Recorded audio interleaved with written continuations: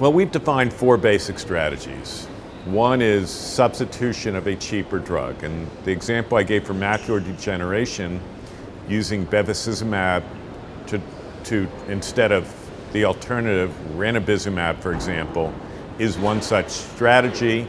In oncology, for example, we could utilize sirolimus, which is now a generic drug in every country in the world, instead of everolimus, which is still patent protected in most countries. So that's one example.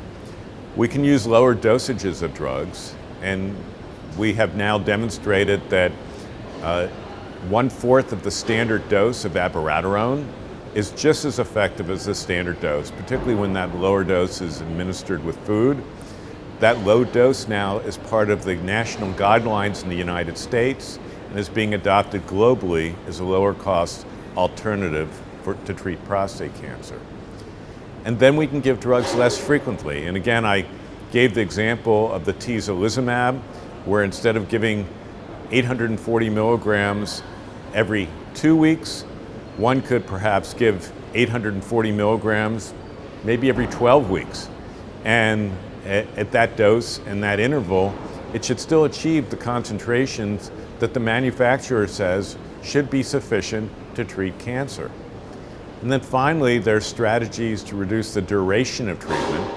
Such studies are being planned and perhaps ongoing around the world, looking at duration of treatment of drugs such as pembrolizumab, nivolumab, trastuzumab, and many other expensive drugs. We recently published an article on the notion of pack splitting. And this may be an opportunity that is limited by country, because of course prices are set differently by country.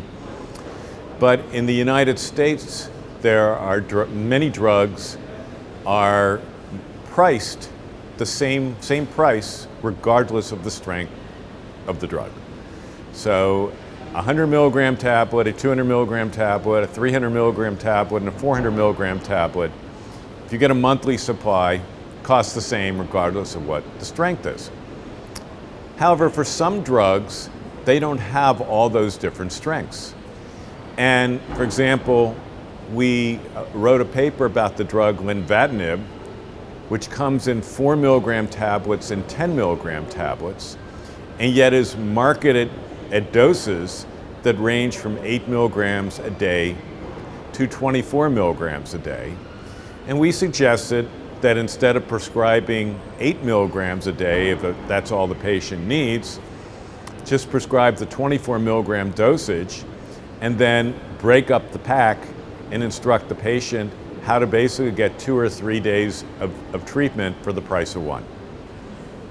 So it's a pretty straightforward, simple strategy that does require some assistance from the pharmacist, the chemist as you call it, and the physician needs to understand that, for example, for lenvatinib, if one wants to prescribe 8 milligrams a day, instead of telling the patient to take 2 4 milligram tablets a day, one can instead tell the patient to take 10 milligrams some days and 8 milligrams on other days, and that it'll all work out fine, and perhaps even can take 4 milligrams on some days because the drug has a very long half-life. And the details of the strategy and some specific recommendations are included in our publication.